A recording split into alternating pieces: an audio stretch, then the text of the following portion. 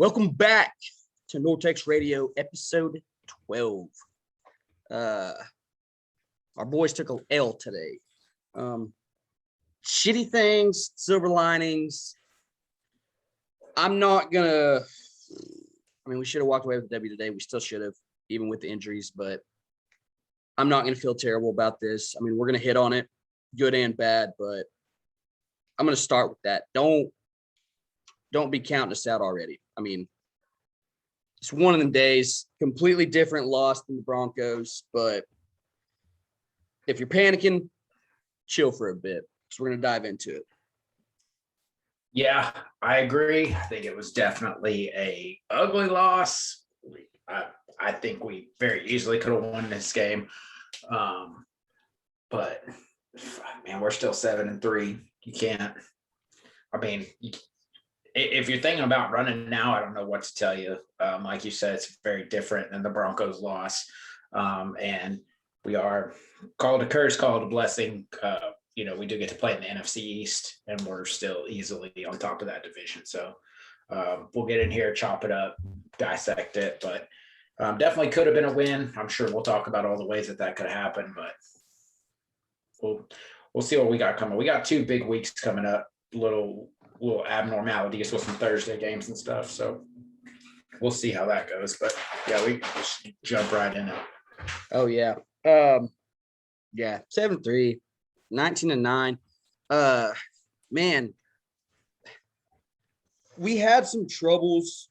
A lot of them I'm not super worried about. My main one is the fucking offensive line. We couldn't block for shit.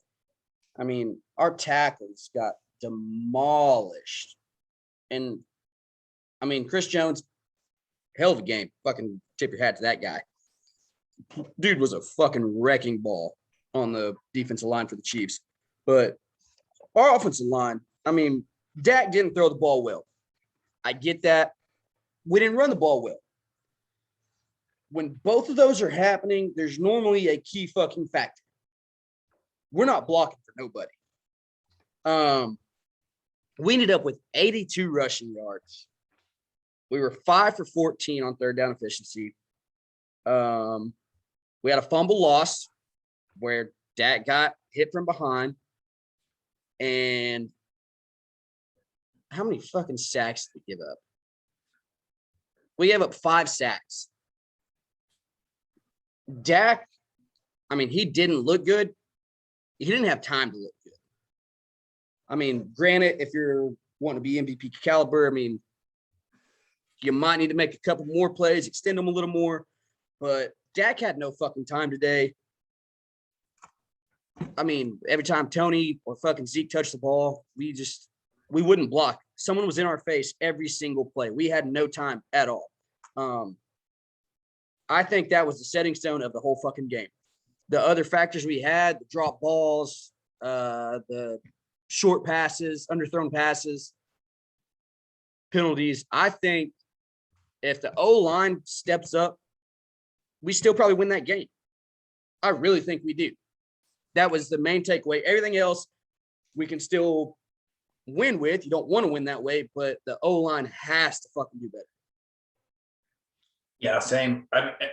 It's like you said, I think anyone that watched the game for longer than 2 minutes boils it down to the same thing. We've talked week in, week out about how this team has depth, where without Amari Cooper, CeeDee Lamb doesn't play the second half. And we still have the depth there. We've talked about that. Dalton Schultz steps up, even Malik Turner comes in, makes a catch. We've talked about the depth. It's like you said, there's one common denominator, whether we're trying to run the ball or pass the ball, and there's no blocking. That started with the offensive line. It's fucking terrible. Even the strip sack early on Dak, it's just Terrence Steele just completely gets left in the dirt off the edge. Oh, yeah. Dak didn't even know he was about to get hit. Call it like you want. He should have better pocket presence or whatever. But it's like you said, this shit was happening. I don't even see the numbers for their pressures, but they were in the backfield within 3 seconds on probably 70% of the plays. So I don't think it was his best game. I know you don't think it was his best game, but there's a ton of factors that contribute to that. Did you see Chris Jones's stats? I saw his sacks. I didn't see all of his individual stats. Dude, like I said, tip your hat to that guy. I mean, our offensive line played terrible, but he played his ass off. 4 tackles, 1 assist, and 3.5 fucking sacks. Yeah. Dude,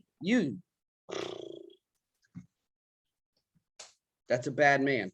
Yeah, and he got, I mean, it's just a generic ass stats here, but like this is another one's not coming up, but he got the tip right there. Tip ball at the end. Yep. Led to the pick.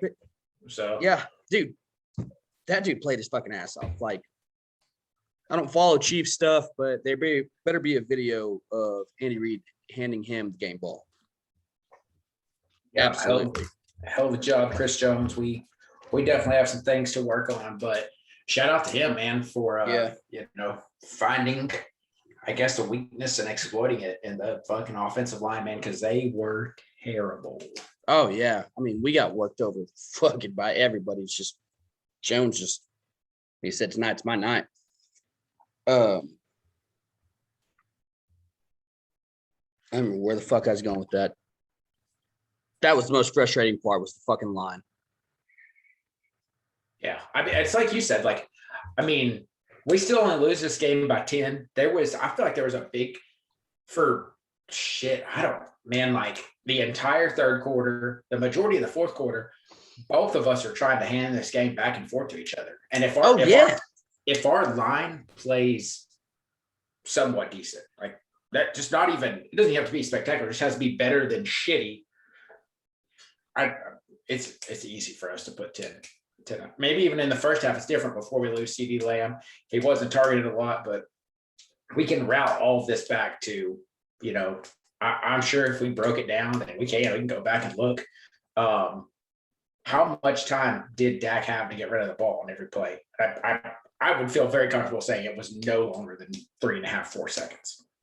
Oh shit. Yeah. Easy. So, I mean, I think it was fourth quarter. I don't remember which drive it was. Maybe the last field goal we got. It was the one we punted. It was like 3rd and 13. And I don't think we had one guy go past 10 yards. Yeah. One guy, and he was at the line. So it's like, what kind of fucking player are we running there? But at the same time, like, they didn't even have time to get that far. Yeah.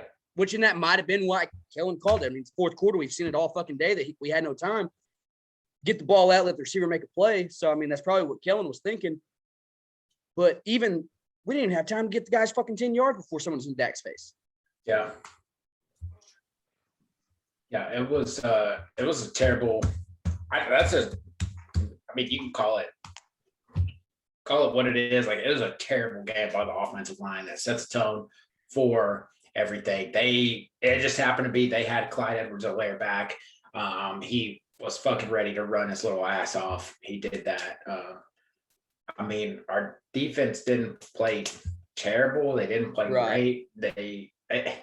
It's just one of those games, man, like you said in the beginning, it's, you can't really get hung up on it because it seems like it was one thing. Like, yeah, we're without Amari Cooper, we're without CD Lamb, but I mean, I still feel like if the line shows up, like, we're in that game, if not winning that game easy. Absolutely. And which it's a loss. This losses don't feel good, but I feel way better about this one than even the Bronco one, because that was a fucking playoff atmosphere. It was. Anybody that says it wasn't, fucking liar. That game showed us what it's going to be like in January. And fucking loud. It's a team that Kansas City's going to be there in January. I mean, I'll be fucking shocked if they're not. I know they start off shitty, but I'm going to be completely shocked if Kansas City's not there. They know how to win. They're a skilled fucking offense.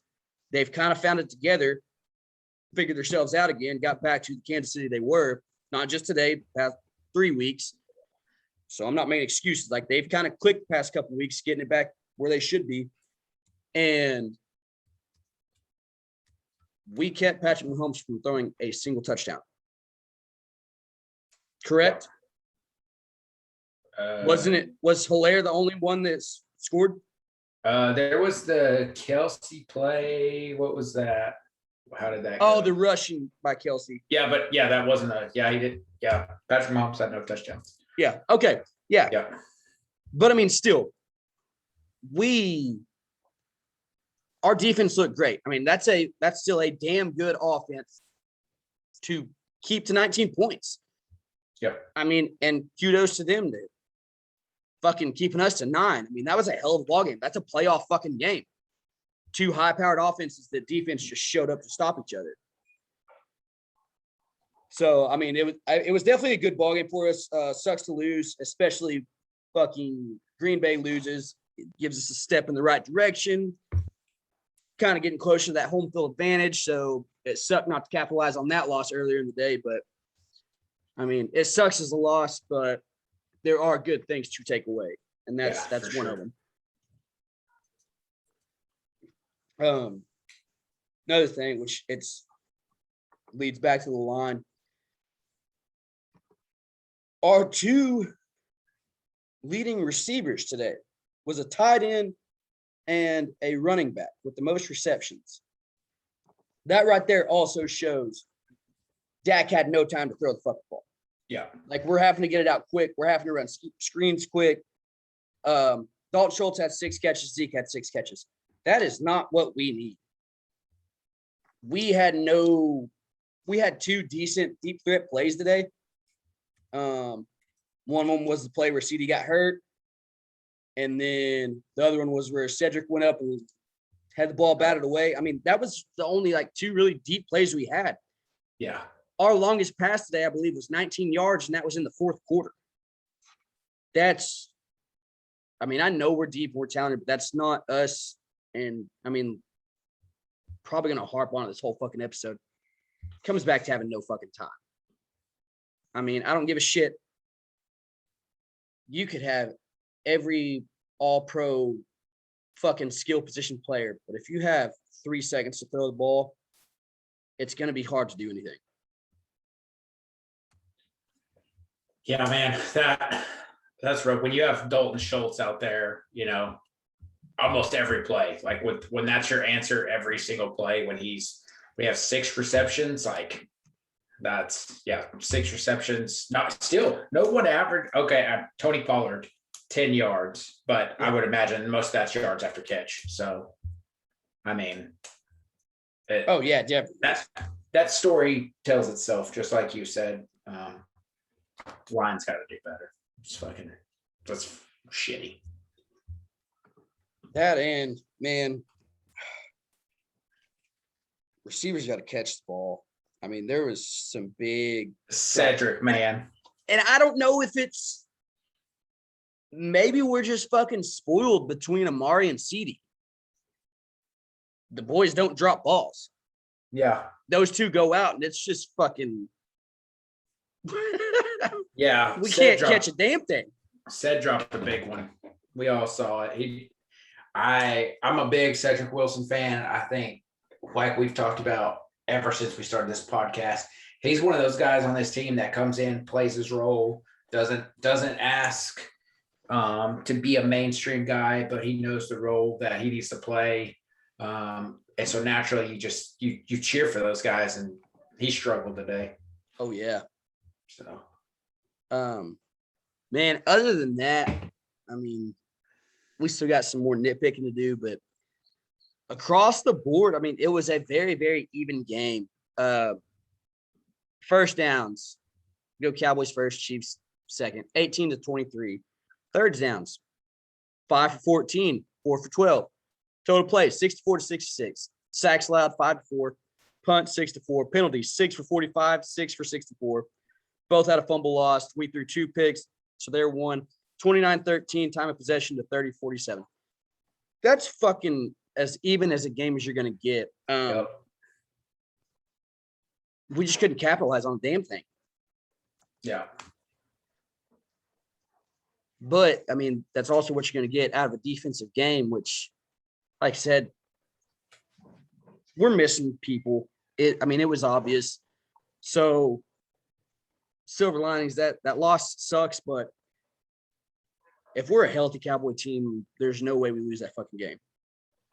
Yeah, that's I know I tell myself he's penalty prone a lot, but he's still good. That's a game you want Tyron Smith, whether it's for size, whether it's for experience, whatever it is. I mean, nothing against Terrence Steele, man, but that's in these defensive playoff type mentality games like this, that's where you want Tyron Smith. He catches one or two holds occasionally. Yeah, that's true. But just that size, even if it gives you, another half a second to a second, that makes all the difference. Oh, so, absolutely.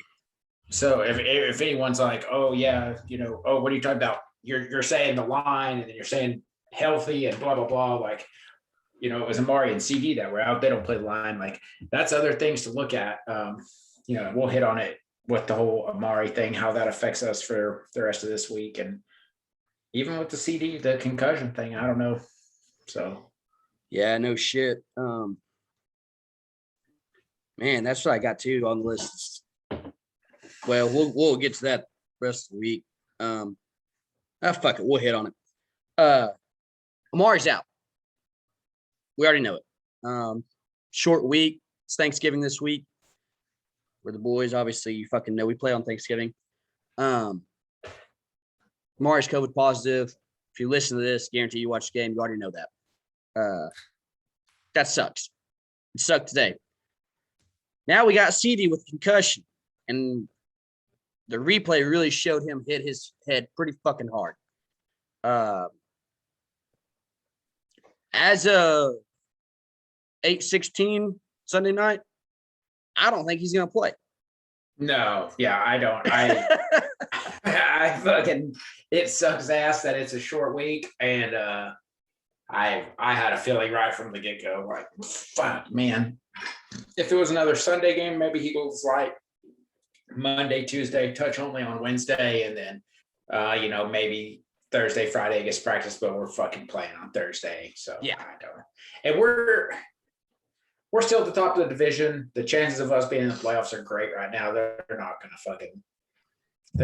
push this any more than they have to. So yeah, we're not worried about the division no more. We're trying to get home field, but I mean, at the same time, you don't want to risk anything fucking stupid to damage your chances later on. Right. You want to make playoffs number one. You want to be healthy at playoffs number two. You want home field number three. Yeah. So, I mean, yeah, definitely rest. So, I mean, we're going to be out our top two receivers and our number two tight end again. Three very big guys to not be having also against a very good Raider team. Granted, they kind of shit the bed at the end of the day, but they're still a solid team. And if our line don't block like it did today, we could be in the same fucking scenario Thanksgiving Day. Yep. So fucking hopefully fucking Smith's back. I don't know if you got any update on that. Yeah, I guess that's something I feel like between the two of us, we have fucking notifications on for every fucking thing, where every fucking sport, we're not big enough yet to hear this thing directly. So we still, I mean, as painful as it is, we still secondhand report shit, but I think we do a pretty diligent job of trying to stay on top of it. Oh yeah. So yeah, I haven't heard anything about Tyron Smith. I'm with you. I don't think we'll see CD. I think he's going to get to coast this week. It's like you said, that's another thing that, man, I think goes missed a lot, is just like when they slow it down and you see it, that fucking impact of your head just hitting the ground like that. Oh yeah.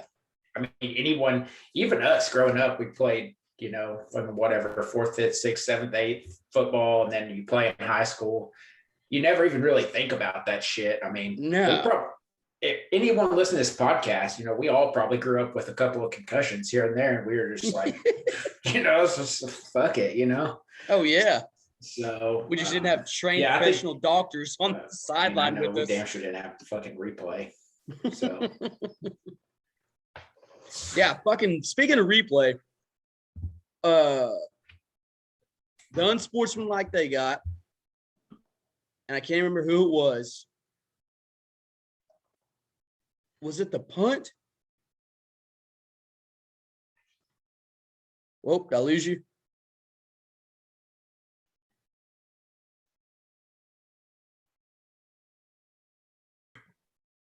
All right. Little freeze, little technical difficulty there.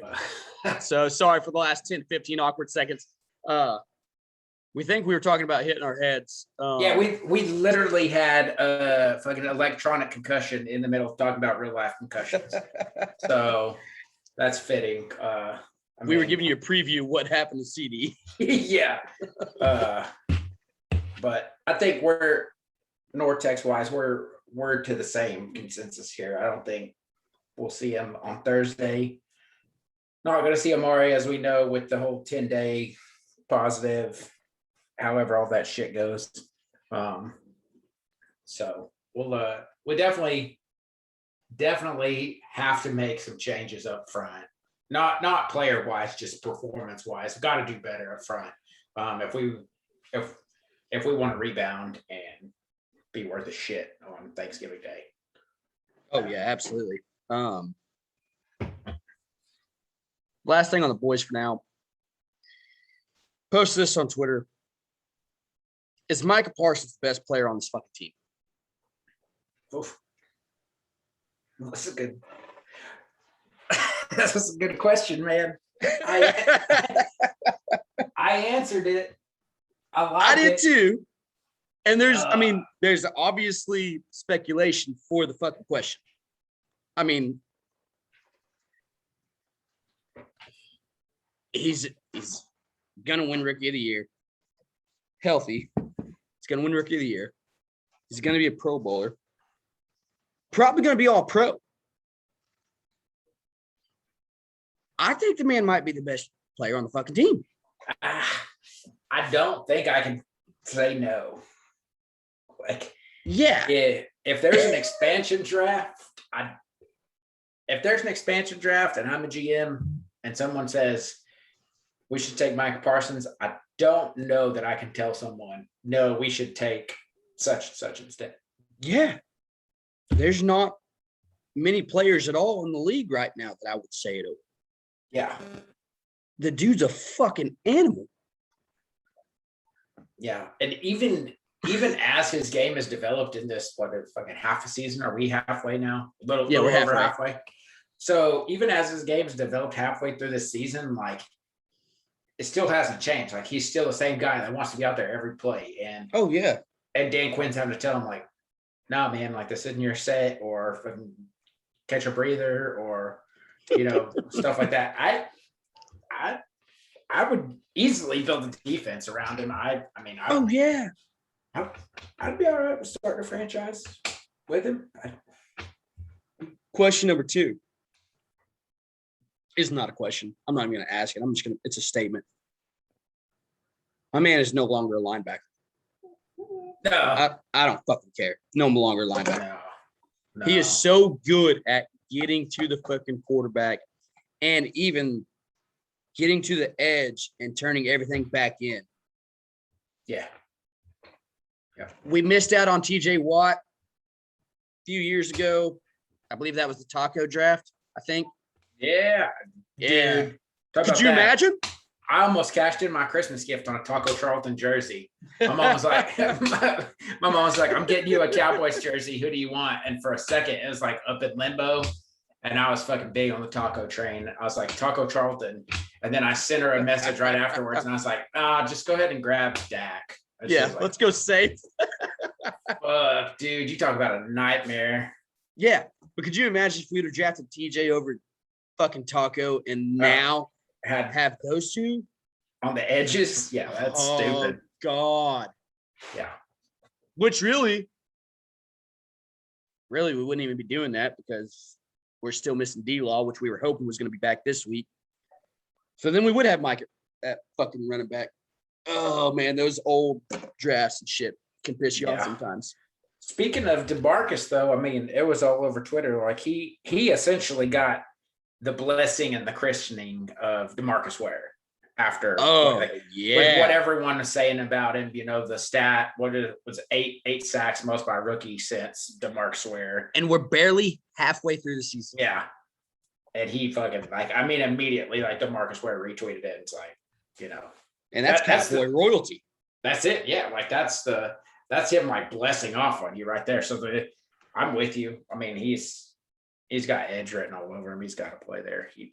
He turns everything back inside, just like you said, and he gets more people involved. I mean, today, Armstrong's involved, Odigizula's involved. So, and that's all. Yeah. When you break the play down, that's all because of Micah Parsons. Yeah.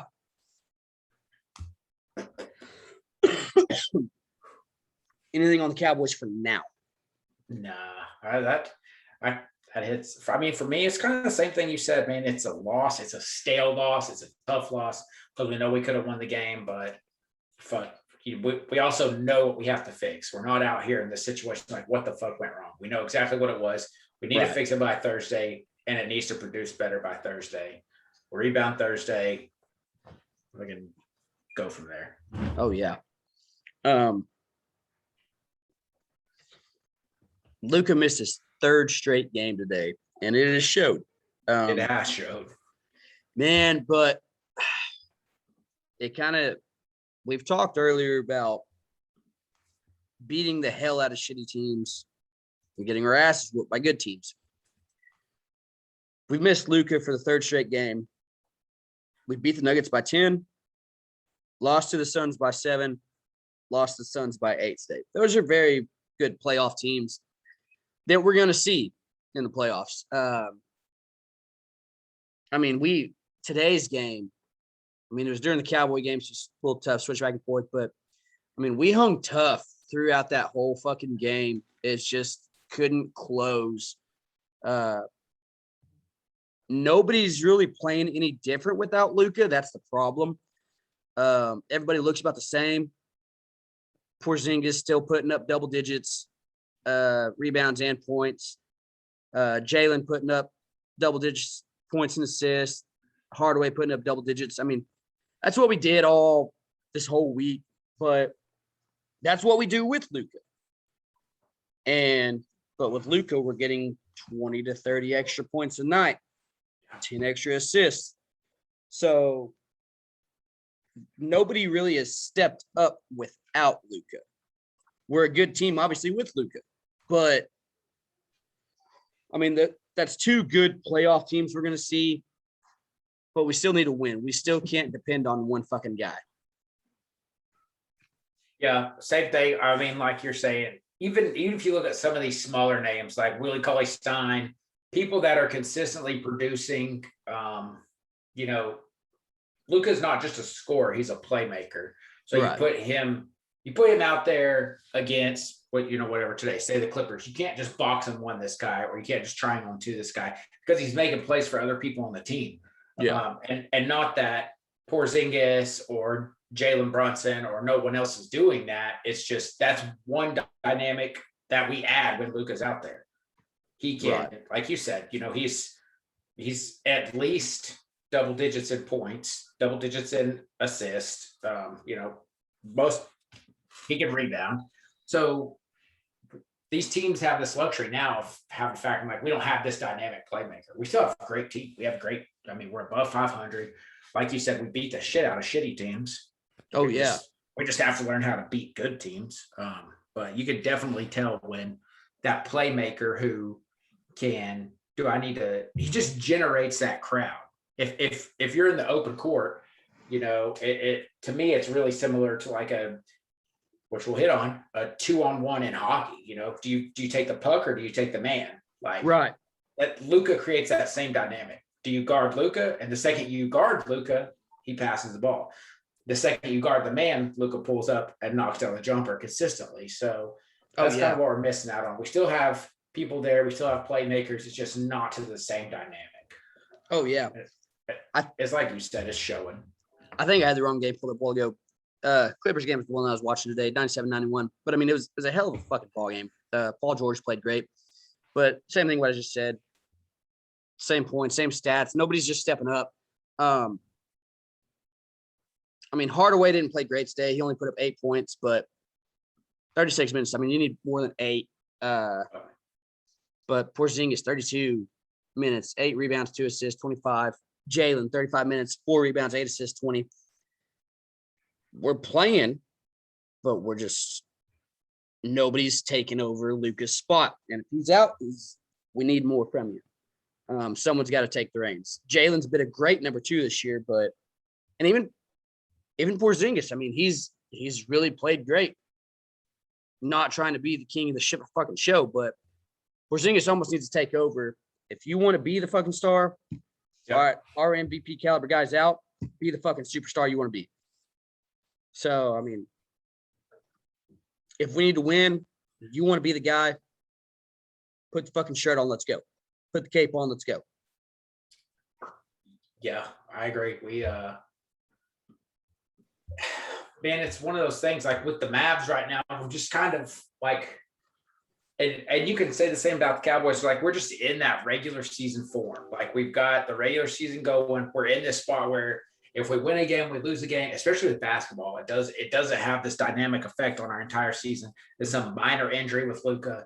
So I know you do a pretty good job of staying up with it. I stay up with it. I was listening to the game today, watching it. And I mean, there's some things it's hard to just, keep. Sometimes there's just not dynamic shit happening. And that goes to everything. There'll be times in baseball season when, fucking Rangers win 3-2. And yeah, that's how it goes, man. And you might have a week like that. The big thing right now, like you said, is just roles. If this is going to extend out longer than 3 games, this is going to be through the holidays for the next couple of weeks, then then these 6-point losses do add up. Oh, Then someone has to step up. Then we got to find a role player, and whether that's Porzingis or if Jalen takes that next step up, and then Tim Hardaway kind of steps into the Jalen role, or DFS, or whoever's doing what. Like at some point, we are going to have to figure it out. Ideally, we want to have that plan in play sooner rather than later. But oh yeah, absolutely. I mean, 9-7 is not a bad place to be. We're 5th in the West, but yeah, like you said, if this drags on through the holidays, we can fall fucking fast. They did have Luka questionable today, so hopefully he's back. We play the Clippers again Tuesday, and then we got the Wizards Saturday. I don't think we've decided if we're going to record Thursday night after the game or if we'll wait till Sunday. So we may just have one more basketball game under us. We haven't decided yet, but got the Clippers again Tuesday. So, I mean, Luke was questionable today. He may come out Tuesday. Also, at the same time, we're so early in the season, you don't want to rush anything. Hopefully they make some adjustments and fucking someone's got to step up and take over when Luka's not playing. Yeah, and even if we don't see him Tuesday, hopefully that Tuesday through Saturday break, whatever the fuck he needs with this. What is it? Yeah. Knee and ankle sprain. Knee and ankle. Yeah. Hopefully, if we don't see him Tuesday, then hopefully that Wednesday through Friday, early morning Saturday, fucking does what we need it to do for him. So right. Staying in American Airlines. You want to start stars? You want me to? I don't care. I'll let you take it. Let's see. I want to see where you go with some of these bullets we got. Well, the first one off the ice kind of pissed me off. The Riley and Rick shit. So I like Riley, that. I like it. God damn, it's bullshit. I'm gonna crack another one. That's how much Bones pissed me off. We'll call this a little segment. Just Riley and Rick shit. God, dude. So Riley's a rookie. He's played in 2 games this year for a couple minutes. He's from Minnesota. He's got family, friends all there, whatever. Gets told he's playing. What's the first thing any of us are going to fucking do? Playing in our home state, hometown. We're calling the boys. We're calling the fam. All the boys, man. Yeah, hey, wrangle everybody up because we're fucking having a party. Y'all's coming to watch me. 4 hours, was it, before fucking puck drop? Hey, bro, you ain't playing. Fuck you. Fuck you, dude. That's the biggest crock of shit I've heard in a long fucking time to a rookie. I don't give a fuck, dude. I don't even know if I have the right words to say about it, other than it's bullshit. Obviously, you had him on the fucking team for a reason. You literally, this one game shouldn't make that much of a difference. But let him play the fucking one. You already told him. Multiple times that he was playing. Wait until after the fucking game and then make the switch. But I got a quote here, and I don't remember who fucking asked him. So sorry for that. But Bone said, honestly, I don't understand. Here's how it worked out. Wednesday, I told him, you're probably not playing tomorrow night. I didn't want him to go buy a bunch of tickets for a bunch of family and friends. We get to the rink on Thursday morning. Seggy's back in the hotel. Another guy, Rope, is pulled off the ice for testing positive for COVID. Now we're down 2 players. So I went to Riley and Joel Hanley and said, you guys are going to play tonight now because these 2 guys are out. We're going to play 11 and 7 because we're going to have to. When I left the rink at 12:30, that's what we were doing. I come back at 4 o'clock and tell Sagan and Hintz, and they tell Sagan and Hintz are ready to play. They for the green light to play. First thing I did was I picked up the phone and called Riley. I said, Riley, before anyone buys tickets here, gets committed, you're out tonight now. It's changed. I do want you to take warm up in case someone else gets sick. But as of 4 o'clock, he knew he wasn't going to play, so they had lots of time to cancel tickets or whatever. That was so. I honestly don't understand the big deal about this, but whatever. He's a good kid, and we had a good conversation. There are no issues. I can tell you right now, there's fucking issues. He might have acted professional because he's the fucking coach, but there's some fucking issues.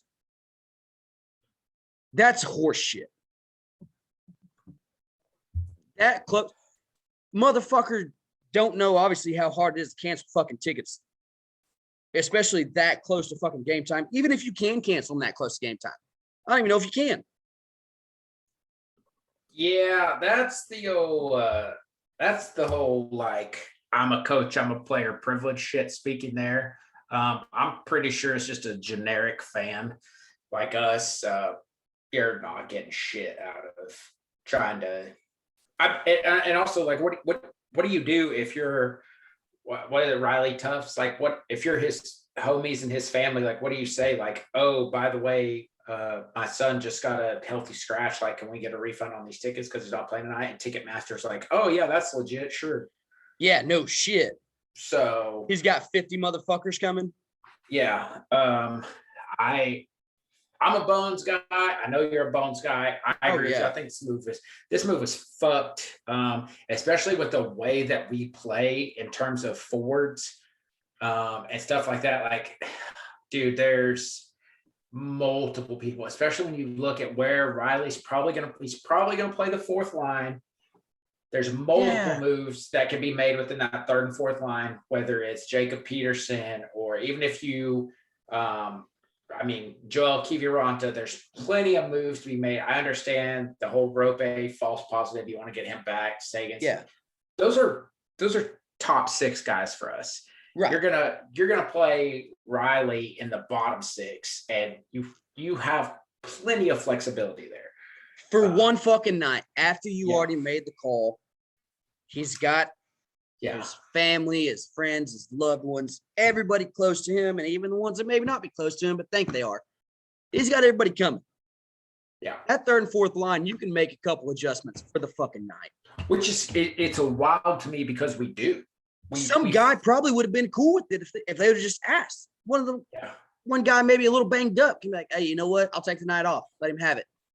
Yeah, that line fluctuates so much, just like what you said, Hanley. I mean, there's so much fluctuation easily in the fourth line, and sometimes even up into the third. I mean, especially with the guy being there, it's his home state.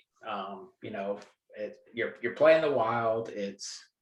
I don't see what the big deal is. You're still able to get Sagan and Rope back in, and it should be easy to fucking make the play. I don't. Oh yeah, It's a shitty look for Bones. There are some people, some loyalists that are just like, oh yeah, it's show business, not like whatever. It's a simple fucking move. We're not in playoff hockey yet.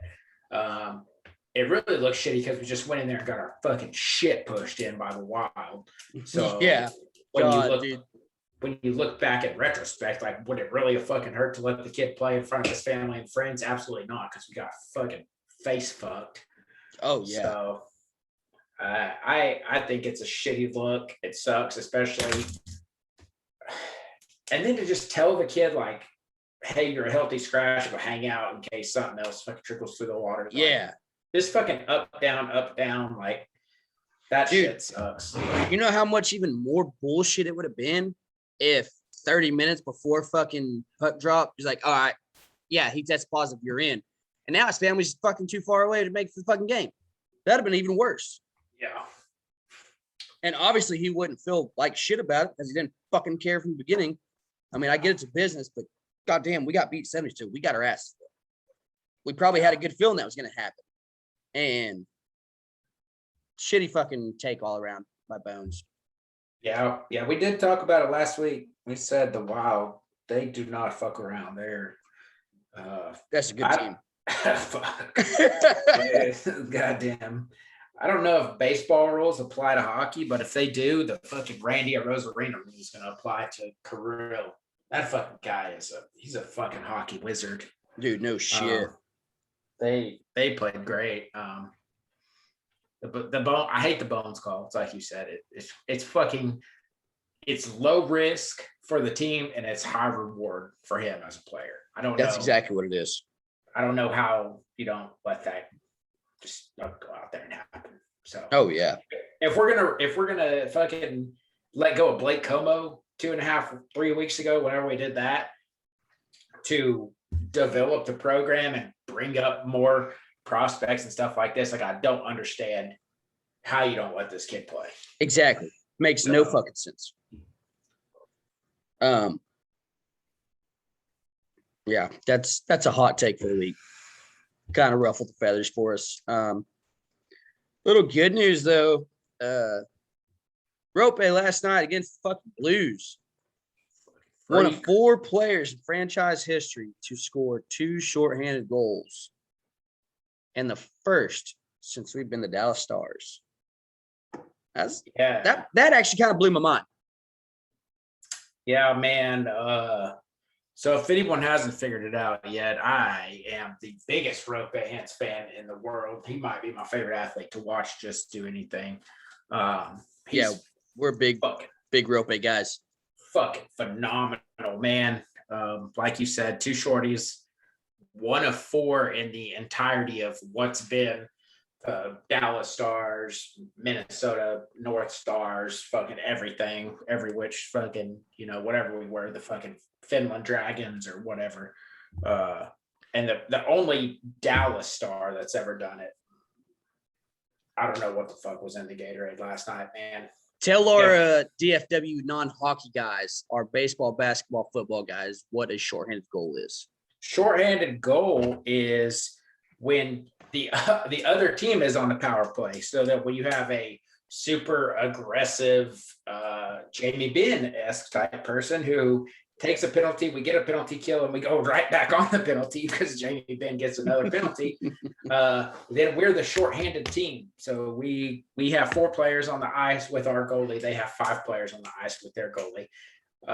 And the generic way that a power play works is you play 5-on-4 for either 2 minutes or until if the team that has 5 players on the ice scores a goal, then you go back to full strength. Being shorthanded, we scored 2 goals last night, which is pretty fucking impressive. It's even more impressive that the same 2 people did it. Michael Raffle and Rope Hens in almost like the same fucking play. It was real weird. Oh, yeah. I thought my phone was freaking out when it sent me the shit. And then I watched it and I was like, wow, yeah, that's almost the exact same play. So shorthanded goal, we're down 5-4. You're pretty much playing defense the entire time. You're just trying to get the puck out of your defensive zone. We sprung 2. Trying to kill the penalty. That's all you're trying to do. We sprung 2 guys 2 different times, and Rope cashed in for 2 shorthanded goals. So that's big shit. 6 points in 5 games for him. So my humble opinion, he's the greatest hockey player in the entire world right now. I've never once not thought that. So big Rope guys. Yeah, that's not a hot take. Come jump on. Yeah, absolutely. Since we last supported 5-2 W over the Red Wings, we always love that shit. Fuck Detroit. Got our asses whooped against Minnesota. We saw that shit 7-2. And then, the 4-1 last night over St. Louis. So good week for the boys. Coming up this week, Tuesday, the Oilers, Friday, the Avalanche, Saturday, the Yotes. Like we said, we don't know when we're going to record yet with the holiday. We may have 1 game, we may have 3 games, but shit, follow along on Twitter. We're definitely going to be fucking live tweeting the shit. Any takes on the week coming up? Man, watch out for Colorado, dude. They're so fucking good. They just fucking annihilated the shit out of the Seattle Kraken was it yesterday? I'm not sure. I've played Candyland and drank some beer since then. But whenever the Avalanche played the Kraken, they were just fucking beating the shit out of them. Edmonton, you have Connor McDavid. That guy's Hockey McJesus, the next Wayne Gretzky. I don't know what our goalie situation is looking like. We might hit on that a little more in the future when we see what's coming of Holtby. If either one of those games, whoever's in the net, I hope that's their best performance of the year, because this will be rough. Oh, yeah. So far, the Arizona Coyotes suck. So I don't know if you go Dobby Ottinger or what with that. I don't know. I don't know. You got to consider it.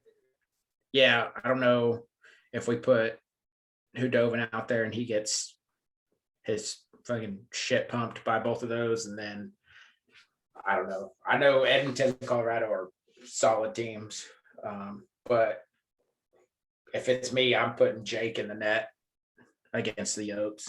Absolutely. That's a good start for him. They're not a real threatening team. I think they'll still put some shots on goal, but that's just one of those games where it gets him time.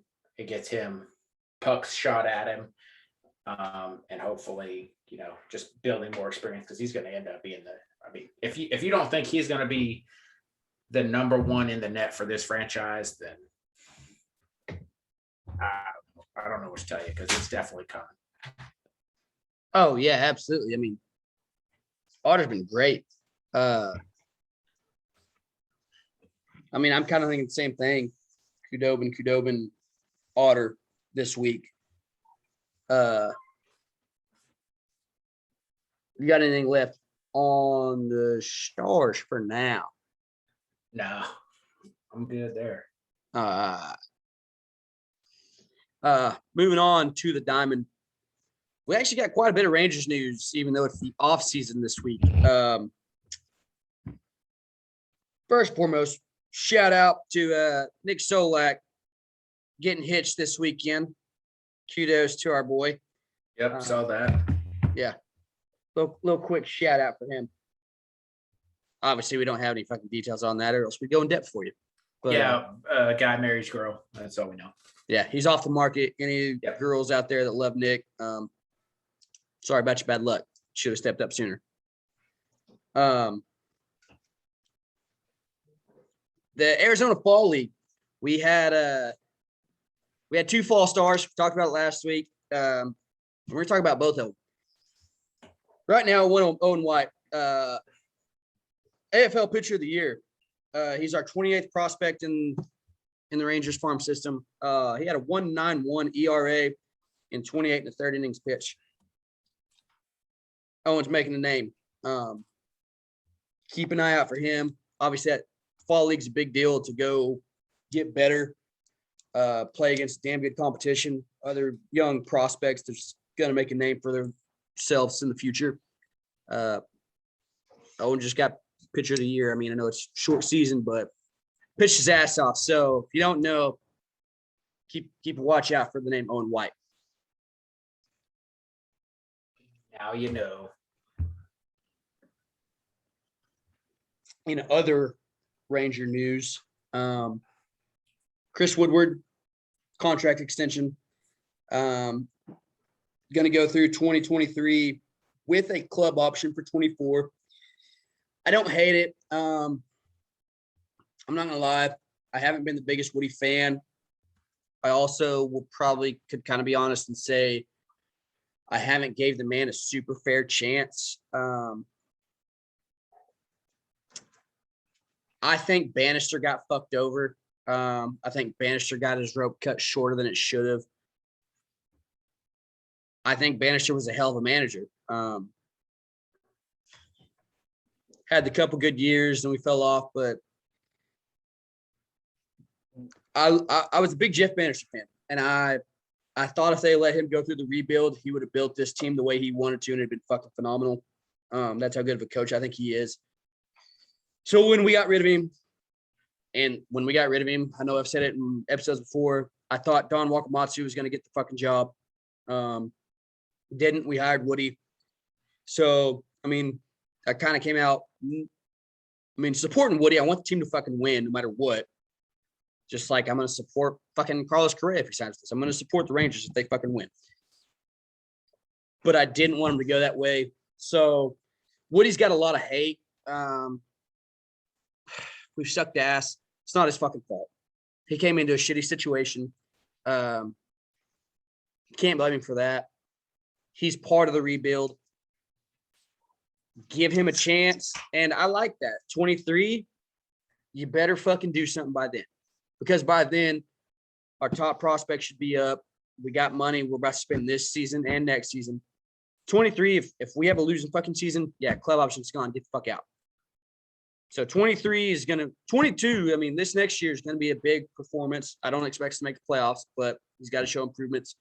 And 23, we better be – if we're not in the fucking playoffs, we better miss it on the last fucking day. So I don't hate the Woody extension. Still supporting him. Like I said, I had a little biasy, I guess, coming in, but I don't hate it, but I'm going to give the man a shot. So hopefully he takes these boys where he needs to go. And fuck it. We may land Seager out of him. Yeah, I'm with you. I liked kind of just how you broke it down with the extension. You have this coming up season, and we need to see improvements. And we're going to bring prospects up to you. You know, we might fill in a couple of veteran guys this offseason like we're talking about. We're going to bring prospects up to you. We need to see improvements with what we give you. And then next year's a go. And I like the fact that we have the club option after that. So we're not committing to anything fucking crazy. He's already in the clubhouse. I'm like you. I was a big Banny guy. I think coming off what we had with Wash and going into Banny, we had a good thing with him. And I think any reasonable Rangers fan thinks that he really did get his time cut short. Oh yeah. And even for me, I mean, I've caught myself as the same type of fan being like, oh, okay, like we got rid of Bannister after this, but we have Chris Woodward performing like this now. That's easy to do. Like you said, I think you said it really well. He's part of the rebuild. So I think it's a good timetable for him. We saw what happened this last season. Show me improvements coming up 2022. And then the season after that is where we need to be at the top of the AL West. And if Yep. we don't make it into the playoffs, it's because fucking 3 moons aligned and, all kinds of crazy shit happened on the 162nd game. Right. Yeah. Shit hit the So, fucking fan. Yeah. Talking about our other Arizona Fall League guy, Ezekiel Duran, was one of 3 added to the 40-man roster. Talked about it. We didn't completely have the same thoughts as the Rangers did, but I kind of get it. But we got our thoughts and opinions, and they got theirs. And obviously they got more intel than us. But Ezekiel Duran, like you said, he's one of the 4. They came over with Joey Gallo. He made the 40-man roster. Ronnie Henriquez and Ricky Benasco all got added to the 40-man. I think that put us at 36 with 4 to go, which is expecting us to have a big offseason. Couple things. Ricky is our 12th ranked prospect. He's the 3rd ranked pitching prospect. He underwent Tommy John in September 2020. Hasn't pitched in a minor league game since 2019, an official game. He's been in the instructional league, but obviously, if that's the case, we see something fucking big out of this guy. He hasn't pitched in that long. There's something fucking there. And now I'm excited to see it, to make that big of a commitment to him after being out that long. I fucking love it. And then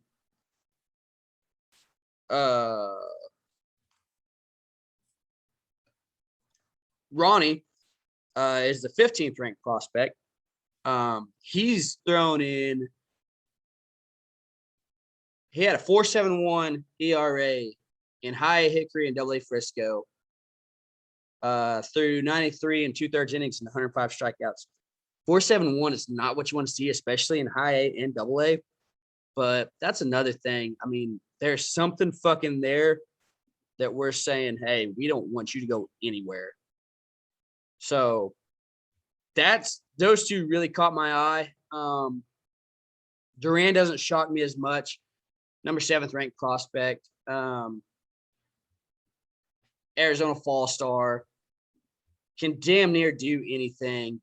Duran's a hell of a fucking athlete. And he may be our utility player. To be honest, he may be our guy. We go sign a shortstop, move Izzy to fucking second.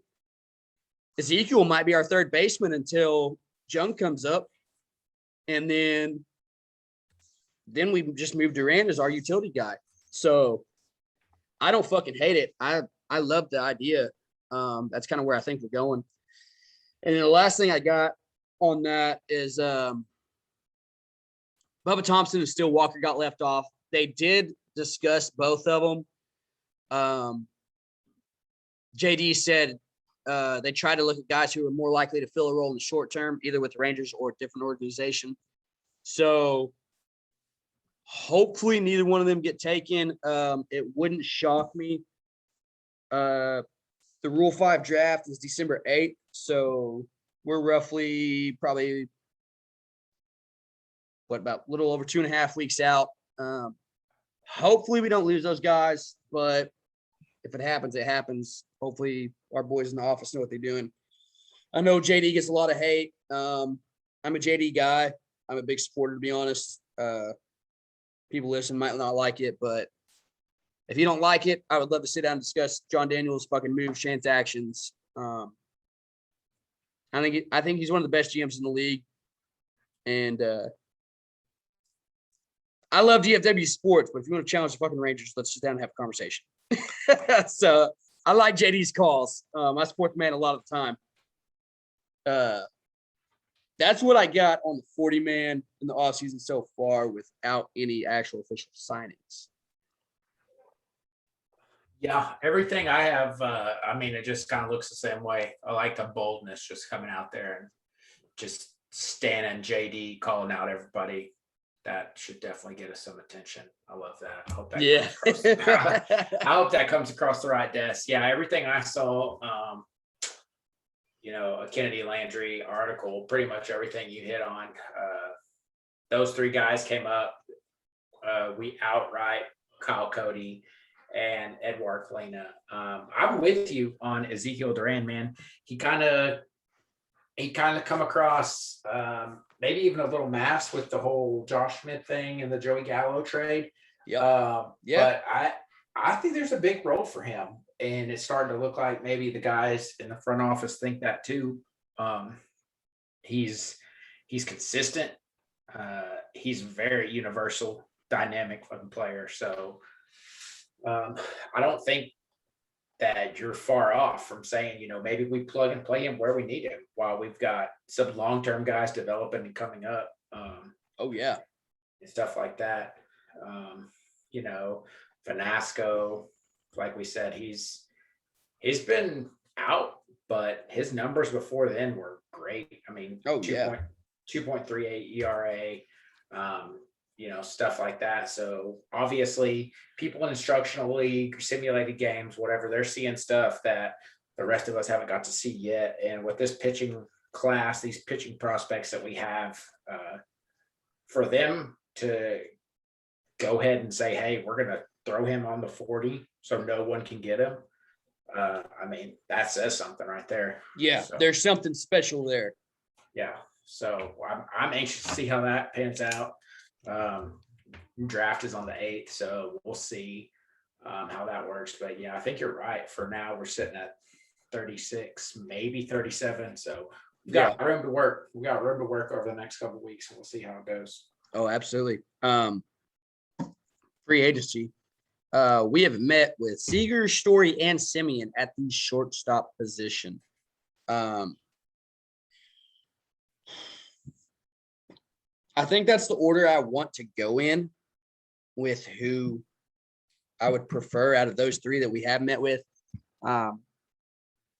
If we were closer to contention, I might say Simeon over Story, but we're more so kind of in the long-term rebuild. Simeon's a little older. I don't hate the idea of Simeon, but would love to have Story.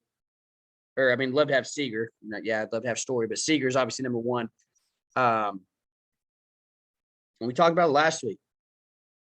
Throw in Kyle also. Let's get the Seager brothers to Texas. All three of those, though, Corey Seager, Trevor Story, Marcus Simeon, all rejected qualifying offers from their team, which means this is what makes it fishy, and this is why I'm more so even lean away from Story and Simeon, because I don't think they make us quite World Series contenders. Corey, I think, puts us closer than the other two. We have to give up $500,000 of international signing bonus and our second highest draft pick of next year's draft to that team. So if we sign any one of those guys, we have to give up round 2, third overall pick to that team. I think they all get paid, and I think they all get paid well. Obviously, Seager's going to get paid more than Story or Simeon. But if we can get them for a deal, and I don't think we will because the shortstop market's so high, yeah, do it. But if it costs too much, Seager, I'm cool with. Spend the fucking money. Correa, spend the money. To be honest, even me, I think Javi, spend the money. But if point A is your fucking what you want to spend, if Story or Simeon go over, I'm saying no. Because baseball's not even like fucking football or basketball. Your first round draft pick, your second round draft pick isn't going to be there next year. They're not going to make an impact right away. You're not drafting what you need right now to make you a contender. You're drafting for the future. A round 2, third overall pick is a huge fucking pick in baseball. It is very fucking big. So I'm not completely sold on Story and Simeon unless the price is right. If it's too much, if we have point A as our price range, someone offers a little bit more, I say we don't jump them. Seager, yeah, say we want to spend this much. Say we want to spend 250. Someone offers 260, fuck it, give him 275. Seager, I'm cool with that. Correa, I'm cool with that. Like I said, even Javi, I'm cool with it. We got the money to outbid other shortstop needed teams. But losing the $500,000 in international signing bonus and losing that draft pick, I'm a little more hesitant on those other guys. We'll get to international money here in a second, but that's my biggest take on the shortstop role. And one more thing. Apparently, the Yankees have stated that they are not as hard and heavy into the shortstop pool as everybody expected them to be, which could make Correa in the Rangers talks more important. Granted, we saw him with AJ Hinch, his old manager from Houston. They went and had lunch in Detroit. Detroit's on the market. They got money. If the Yankees are out, I think Detroit's our number one competition for Correa. I really don't think he's going back to Houston. His old manager played great under in Detroit. They got the money. If Detroit don't get him, I'll be shocked if Carlos Correa is not a Ranger. Other than that, I push for Correa, but if not, and if you think, if there's inside scoop that he's going to Detroit, go all in on Seager. Let's go get him right now before the CBA expires. Not even fucking worry about it. Yeah, I think the big thing that you hit on with the, rejecting the qualifying offer, a lot of things people just see is, what was it this year? 18-4. You just think, they all reject the qualifying offer, so they don't want 18-4. They want more than that. There's not any fine print to that, but really there is. Yeah.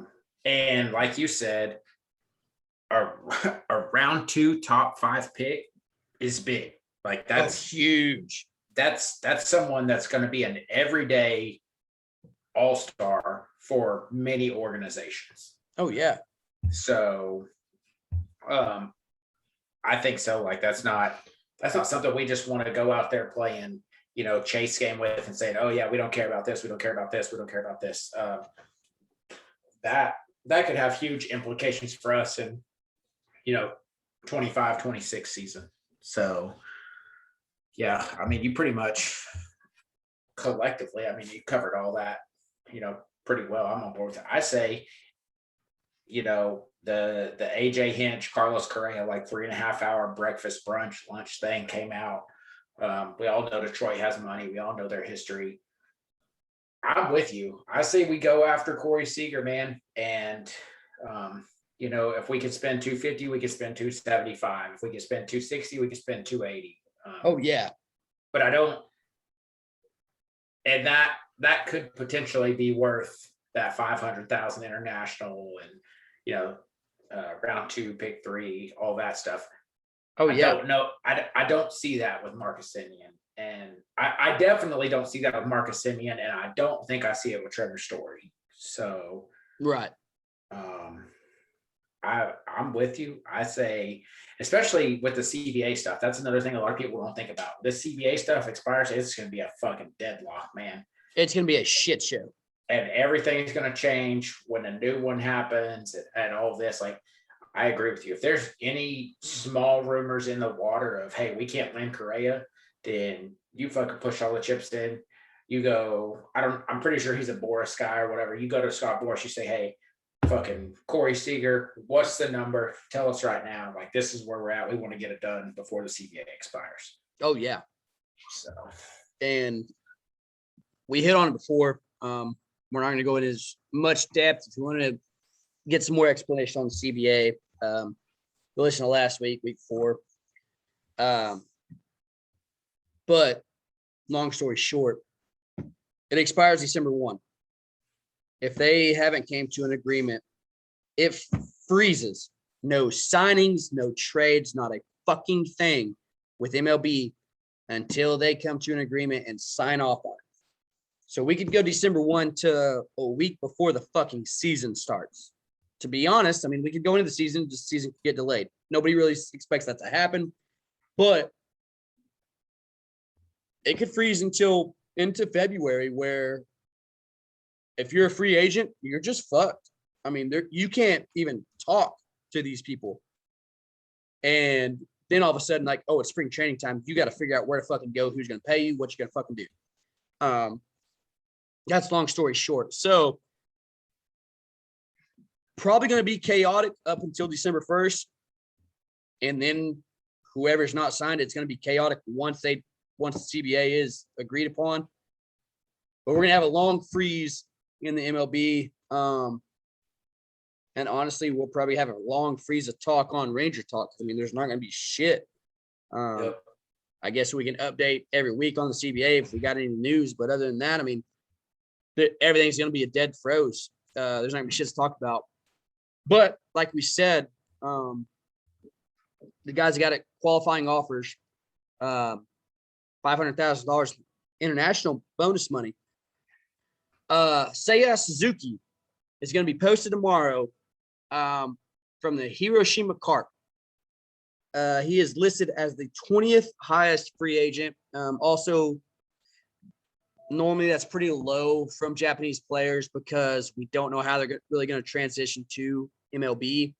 But Seiya is pretty much one of those all-stars that everybody wants on their team.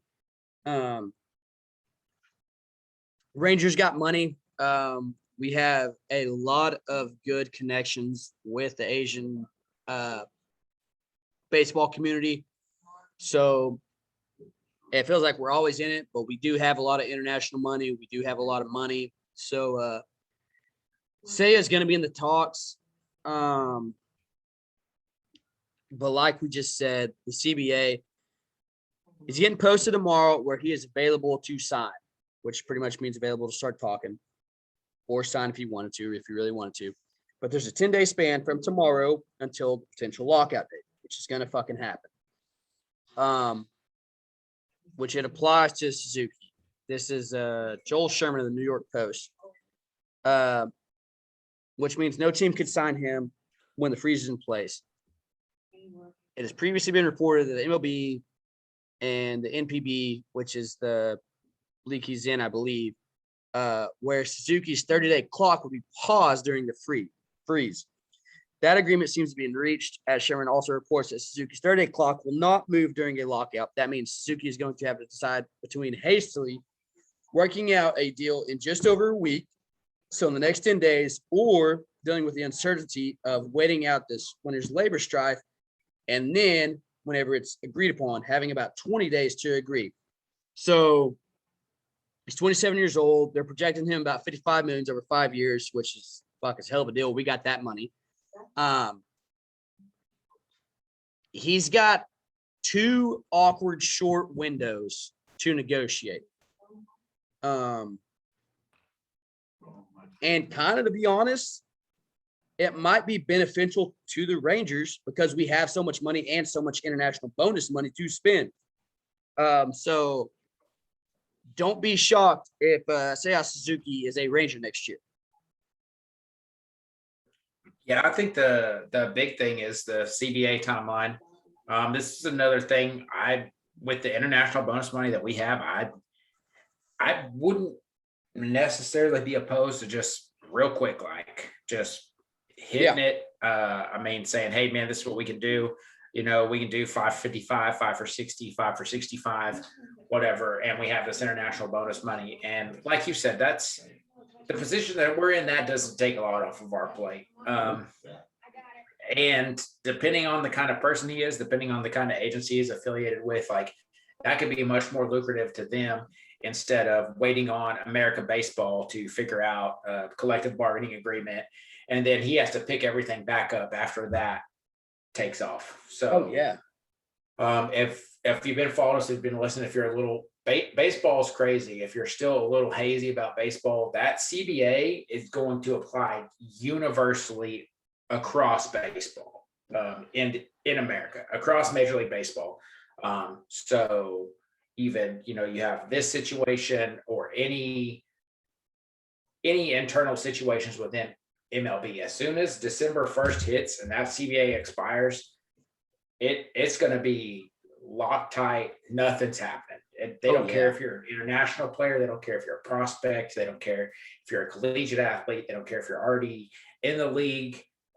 Nothing's going to move. It's going to be a total freeze, and no one knows how that new CBA is going to work out. A day, a week, a month. So into the regular season, we don't fucking know. Yeah, I'm not against the Rangers waking up tomorrow morning and just instantly throwing together a plan. Yeah, instantly throwing together a plan to strike hard, strike fast. Yeah. Boy, you know how fucking nice it would be before the freeze if Suzuki and Seager are both Rangers with money still to spend. Yep. But going into the freeze, you're like, all right, shit, we already got better. Yep. We already got better for the fucking future and now. Yep. Fuck, that'd be awesome. Man. My Texas Heat, we've had a lot of good talks tonight, but getting to the negative back. Man, my Texas Heat this week, the fucking O-line. Goddamn, dude, that's so bad. We harped on it fucking every aspect of the Cowboys game. Damn near fell back on the O-line. Yeah, injuries. Yeah, Jones had a good fucking day, but we've hit on it enough. I'm not going to harp on it too much more, but our O-line's feeling my Texas Heat. That shit was terrible today. We got to do better. That's your playoff game. We do that in January. We're going home. Yeah, that's where I'm at. And I don't think it hurts to double down on this. Not at all. Not this week at all. Yeah, we've hit it. We beat it up, man. If you don't have the offensive line, that's your Texas Heat right now. And there's plenty of things to nitpick over the last week across all four sports. Well, maybe not really the Rangers, but the offensive line fucking won the cake today. It's not a cake you wanted to win, but we've beat it up. We beat it down. If you watch the Cowboys game, if you know anything about football, they played like shit. Everybody knows it. We'll see what happens Thursday. Hopefully it's better. Oh, yeah. My lone star this week, though, I'm going Otter. Jake Ottinger. 2 starts this week, 2 starts this year. Both came this week. Came out with 2 dubs. What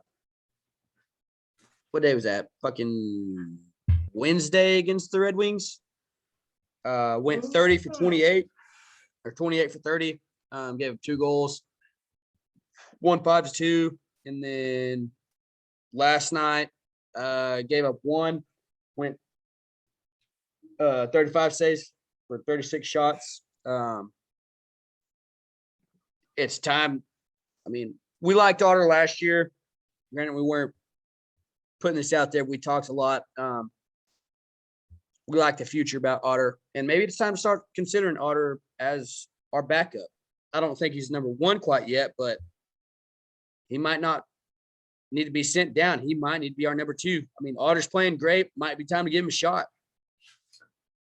Yeah, I agree. I mean, I'll stick with hockey. I think Jake did great. He's definitely in the talks. He's easily the 2.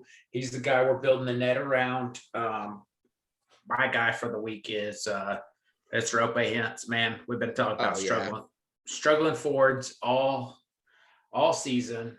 We have just a loaded lineup. Our top 6 is crazy. And he, even within that, he's still excelling. We have Jamie Benn, Tyler Sagan, Alexander Radulov. And Rope is consistently playing great. You call me biased, whatever. I live and die with the guy. But the last week he's been great. 6 points in a week. That's fucking, can't take that. No. I agree. I think Otter's the guy we build around. We definitely build the net around.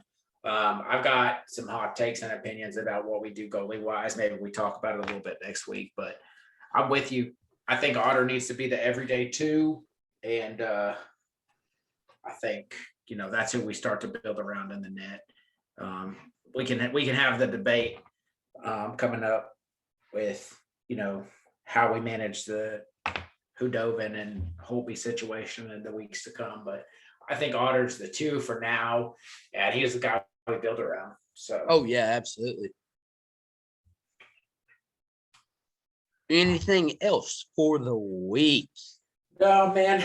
So exciting week. We've got crazy stuff coming up. If you're listening to us, it's Monday morning.